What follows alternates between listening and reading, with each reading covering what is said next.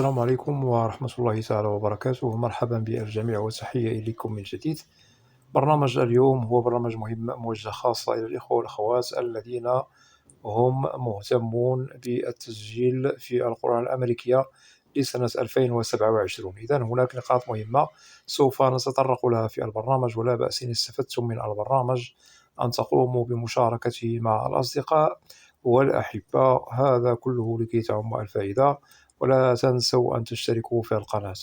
إذا بالنسبة لمستجدات القرعة العشوائية الأمريكية لسنة 2027، تساؤلات مهمة تطرح: هل اقترب التسجيل فيها؟ وهل فعلا أن الديفي 27 لن تلغى هذه السنة؟ نجيب على الشق الثاني من التساؤل المطروح من طرفكم عن هل القرعة الأمريكية لسنة 2027 ستلغى بنعم أو لا. نجيب بلا، وسبق لي أنني وضحت هذا عبر القناة منذ أيام قليلة، وهذا مؤكد من مصدر موثوق تابع لوزارة الخارجية الأمريكية على موقعها الرسمي. وللتأكيد الذي صرح به هو أنه هناك تغييرات في إجراءات التقديم لهذه السنة، من ضمنها التسجيل أصبح غير مجاني، ولكن رغم أنه التسجيل في القرعة أصبح بدفع مال والمبلغ قدره $1، هذا ليس بالمبلغ الكبير، وكلكم أكيد باستطاعتكم دفع هذا $1 للتسجيل في ديفي 27. وأكيد سابقا كان التسجيل في القرعة العشوائية الأمريكية عامة مجاني. وكذلك التأكيد الآخر المهم وهو أن ديفي 27 التسجيل فيها في الأشهر التي هي قريبة ليست بالبعيدة. إذن هذا للتأكيد مصرح به من طرف مصدر موثوق أكيد تابع لموقع وزارة الخارجية الأمريكية والمتعلق بالتقديم على القرعة العشوائية الأمريكية لسنة 2027.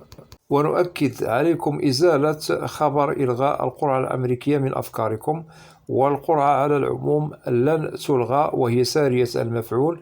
فقط هناك إجراءات مهمة تقوم وزارة الخارجية الأمريكية بضبطها في القانون الجديد المتعلق بالهجرة عن طريق القرعة العشوائية الأمريكية، وأكيد هذا هو الذي أخر التوقيت والموعد الذي كان سالفا يحدد دوما في شهر أكتوبر من كل سنة.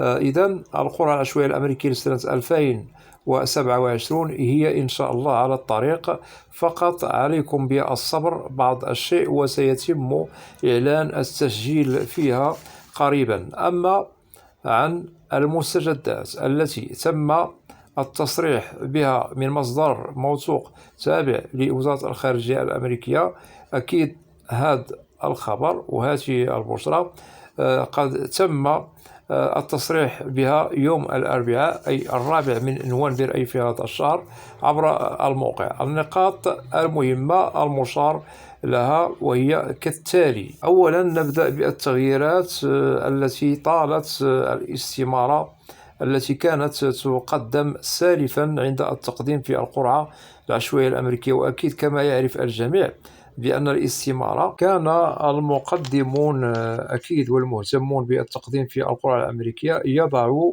المعلومات الخاصة بهم، سواء يعني الأسماء وكذلك التاريخ وكذلك الصور وإلى غير ذلك فيما يتعلق بالمعلومات الشخصية التي تخص كل من هو مقدم أو مقدمون على القرعة العشوائية الأمريكية.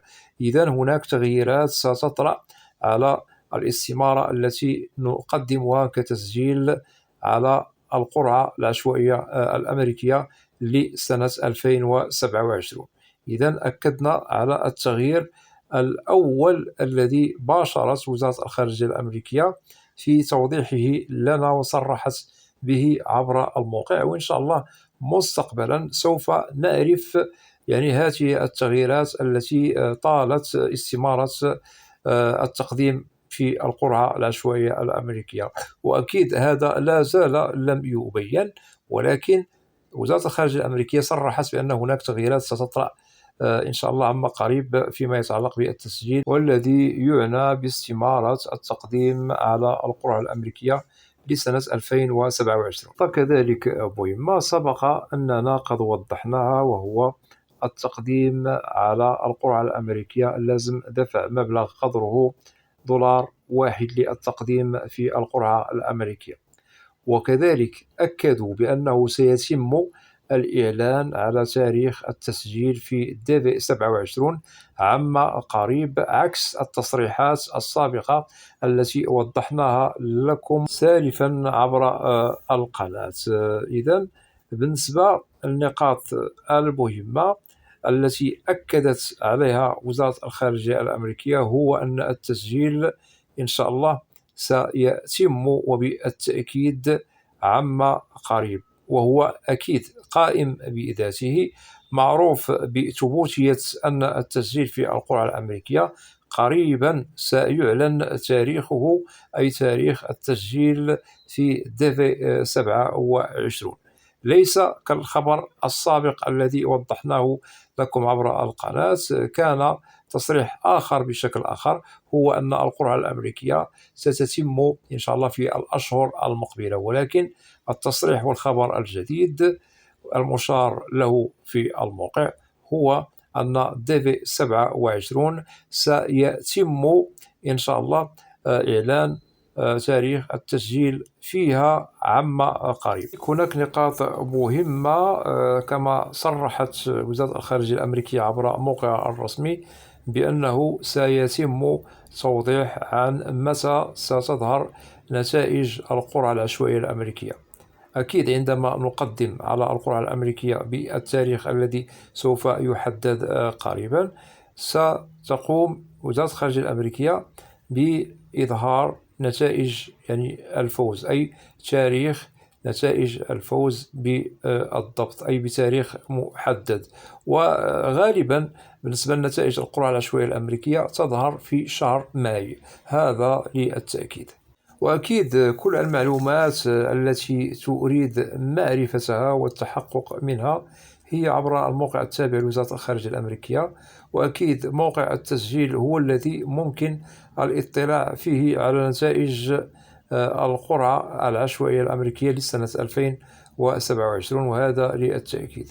وهناك تأكيد آخر بأنه الإجراءات التي كانت تسري وتتم فيها الإجراءات المتعلقة بالقرعة العشوائية الأمريكية ستظل أوقاتها التي يعمل بها كدراسة للملفات لدى مركز كاساسي وكذلك للمواعيد والمقابلات هي نفسها سارية المفعول. ليس هناك من تغيير فيها يتعلق بالشهور المحسوبة التي سأمر فيها القرعة العشوائية الأمريكية سنة 2027. ونؤكد بأنه التقديم كما سبق الذكر سالفا بأنه التقديم كان يتم في 1/10/2026، ويظل أو تظل الإجراءات مسترسلة سارية المفعول إلى أن نصل إلى شهر سبتمبر من سنة 2027. هذا يأتي مزامنة مع نهاية السنة المالية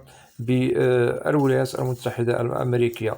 وهذا للتأكيد أنه رغم التغيير في الإجراءات، فكل ما وضحناه لكم سواء في تغييرات متعلقة بالاستمارة والمتعلقة بدفع $1 عند التقديم، فأشهر سريان برنامج القرعة الأمريكية لسنة 2027 ستظل الأشهر المعمول بها كدراسة لاستمارة الدائس والمواعيد والمقابلات والإجراءات العامة هي نفسها التي كانت سارية المفعول سابقا على القرعة الأمريكية، هذا للتأكيد. إذن بالنسبة لDV27 قريبا سيتم التسجيل فيها، أو سوف يتم الإعلان في التسجيل فيها، ويجب أن لا نستبق الأحداث. المهم هو أنه ما دام هناك تأكيد عبر الموقع التابع لوزارة الخارجية الأمريكية بأن التسجيل إن شاء الله قريبا، فمن المحتمل إن شاء الله التسجيل في الأسابيع المقبلة قريبا، ولكن هذا ليس تأكيدا مني ولا أجزم بالتأكيد. المهم من المتوقع إن شاء الله وبإذن الله في الأسابيع المقبلة القريبة ممكن أن يتم إعلان التاريخ بالضبط للتسجيل في القرى العشوائية الأمريكية لسنة 2027. فقط على المهتمون أن يستعدوا إن شاء الله عما قريب للتسجيل، وإن شاء الله سنوافيكم بكل ما هو مستجد عبر القناة، وأتمنى أن تكونوا في الموعد لكي يتسنى ويتبين لكم كل ما هو مهم تبحثون عليه متعلق ببرنامج اللوتري الأمريكي لسنة 2027. وبالله التوفيق للجميع. وأتمنى من الإخوة والأخوات الذين لا زالوا لم يشتركوا في القناة، أدعوكم للاشتراك في القناة وتفعيل زر الجرس ليصل إليكم كل جديد، ولا تنسوا أن تدعمونا دائما باللايك لكي نصل إلى أكبر نسبة من المشاهدة. وبالنسبة للقناة محتواها كامل وشامل عن الهجرة والمهاجر إلى الولايات المتحدة الأمريكية بشكل عام وكتعريف. وإذا لديكم أسئلة ممكن طرحها كتعليق، وسوف تجدوا الإجابة عبر البرنامج المعروف في القناة، برنامج أسئلة وأجوبة، لأنني لا أستثني منكم أحدا. وأود أن أشكر جزيل الشكر كل الإخوة والأخوات الذين يقومون بوضع تعاليق محترمة بالقناة. مرحب بكم جميعا بأسمائكم، وإلى لقاء قريب بإذن الله، والسلام عليكم ورحمة الله تعالى وبركاته.